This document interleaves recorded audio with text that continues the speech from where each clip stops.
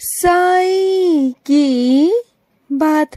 बच्चे, जो लोग तुम्हें उल्हाने देते हैं ना, तुमसे ये कहते हैं ना कि तुम किसी काम के नहीं, तुम कुछ कर नहीं सकते हो, तो सुनो, उनकी बातों पर कभी गौर मत करना, उनकी बातों से कभी अपना आंकलन मत करना, कभी नहीं मेरे बच्चे।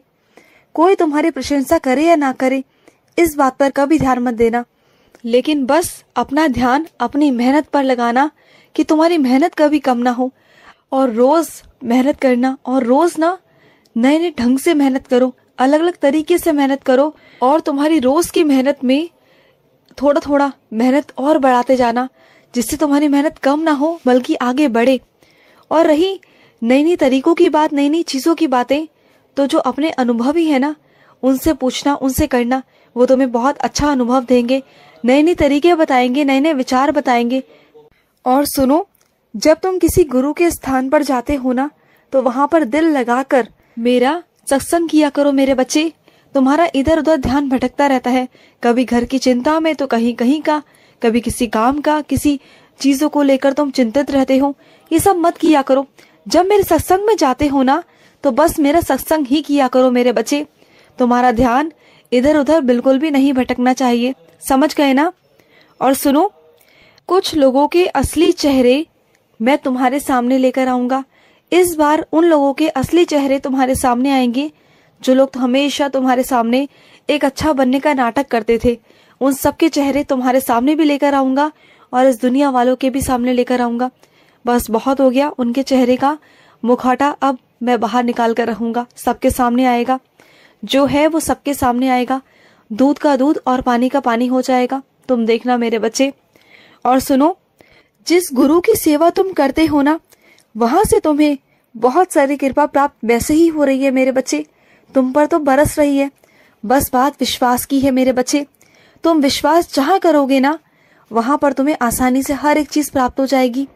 इस दुनिया में ना कोई भी चीज करना या पाना नामुमकिन नहीं। अगर विश्वास है तो सब कुछ मुमकिन है मेरे बच्चे, सब कुछ मुमकिन है। अगर विश्वास को आगे बढ़ावा दोगे, जितना दृढ़ करोगे ना, तो देखना तुम्हारी नामुमकिन चीजें भी ना तुम्हें ऐसा प्रतीत होंगी कि वो मुमकिन हो रही है मेरे बच्चे। सब होता चला जाएगा, तुम्हारी इच्छा के अनुसार सब होता जाएगा। तुम्हें समझ नहीं आएगा, लेकिन वो होगा, जरूर होगा।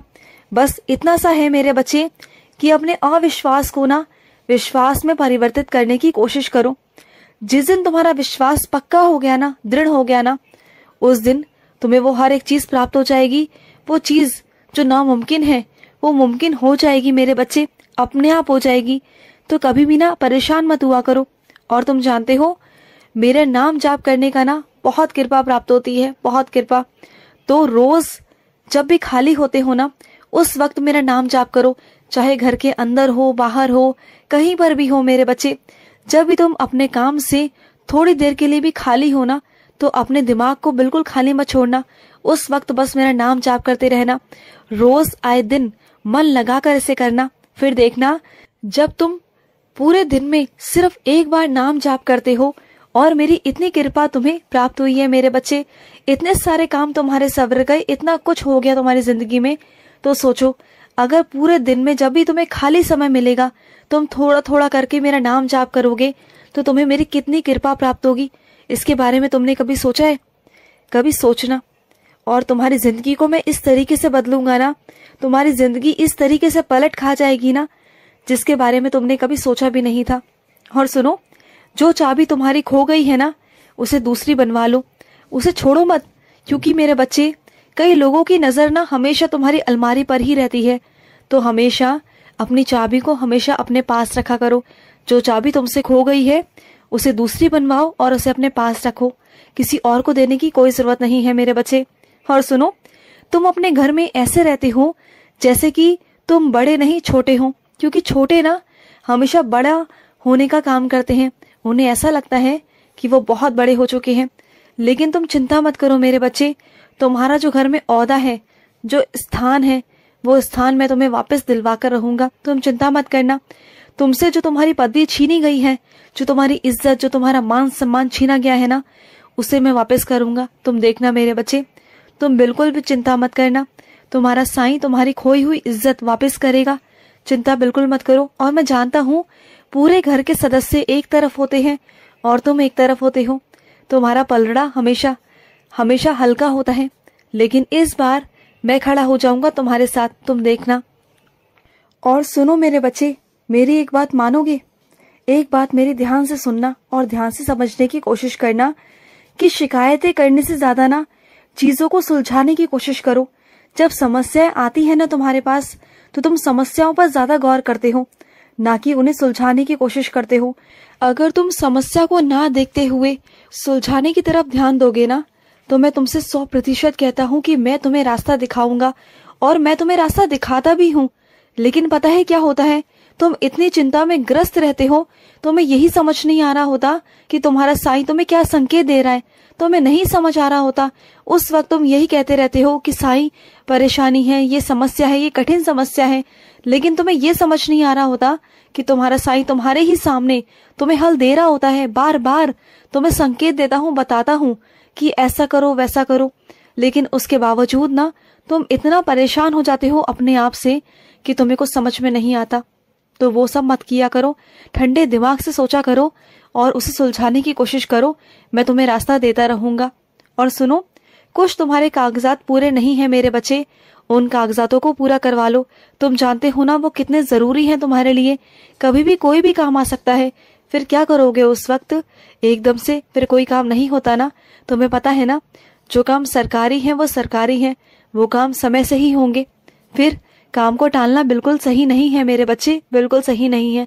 तो काम को टालो मत, काम को सही समय से खत्म कर लो मेरे बच्चे। और सुनो, जिस इंसान को लेकर तुम परेशान हो ना, उसे लेकर परेशान बिल्कुल मत रहो। मैं उसे संभाल रहा हूँ मेरे बच्चे, मैं संभाल रहा हूँ।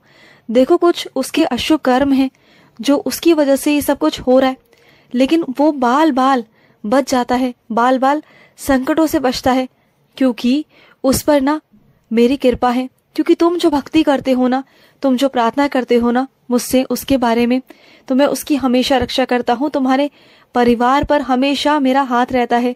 और सुनो, इस बार जब मैं तुम्हें शिरडी बुलाऊंगा ना, तो बस तुम्हें शिरडी ही नहीं बुलाऊंगा, सिर्फ समाधि मंदिर में नहीं बुलाऊंगा, तुम्हें वो हर एक जगह दिखाऊंगा जहाँ तुम्हारा बाबा जाता था, बैठता था। वो पेड़ जहाँ मैं पहली बार गया था, जब मैं शिरडी पहुंचा था, वो घर जहाँ से मैं भिक्षा लेता था, वो 9 सिक्के, उन सबके मैं तुम्हें दर्शन कराऊंगा। एक एक करके तुम दर्शन करोगे। लेकिन इस बार ना, जब तुम शिरडी आओ तो इत्मीनान से आना, भागे भागे मत आना कि आओ और चले जाओ। नहीं, इस बार मैं तुम्हें जाने नहीं दूंगा। इस बार आओगे अपनी मर्जी से, लेकिन जाओगे मेरी मर्जी से मेरे बच्चे। मैं तुम्हें अपने तरीके से, अपनी मर्जी से भेजूंगा और तुम्हें सब चीजों के दर्शन आराम से कराऊंगा। और हो सकता है कि मैं तुम्हें खुद लेने आ जाऊं, रास्ते में मैं खुद आऊंगा तुम्हें लेने, ठीक है ना? मैंने तुम्हें संकेत दे दिया है, और जितना वक्त तुम शिरडी में रुकोगे ना, मैं तुम्हारे आस पास ही रहूंगा। ये तुमसे कहता हूँ कि मैं तुम्हारे आस पास ही रहूंगा मेरे बच्चे। और सुनो, कहीं बाहर से तुम्हें मेरे मुख दर्शन भी हो जाएंगे, तुम देखना। और वो हर किसी को नहीं हो पाते हैं, किसी किसी को ही हो पाते हैं, हर कोई नहीं समझ पाता। मुख दर्शन ऐसे वाले नहीं, मेरे स्वरूप के नहीं, साक्षात मेरे दर्शन होंगे, और मेरे मुख दर्शन तुम्हें होंगे, जरूर होंगे। और सुनो मेरे बच्चे, आज ना तुम्हें तोहफा मिलेगा मेरे बच्चे, और वो तोहफा तुम्हें बहुत बहुत पसंद आएगा। वो तोहफा मैं दूंगा तुम्हें, मेरे किसी बच्चे के माध्यम से तुम तक वो तोहफा पहुंचेगा मेरे बच्चे। वो तोहफा तुम्हें बहुत खुश कर देगा, देखना तुम। और सुनो, अगर कोई आता है ना तुम्हारे घर पर, चाहे तुम्हारा मन कितना भी खराब क्यों ना हो, उसका आदर सम्मान करना, उससे अच्छे से बात करना, ये तुम्हारा फ़र्ज़ है मेरे बच्चे। किसी को अपने मन की बात को ज़ाहिर मत होने दिया करो कि तुम्हारे मन में क्या है।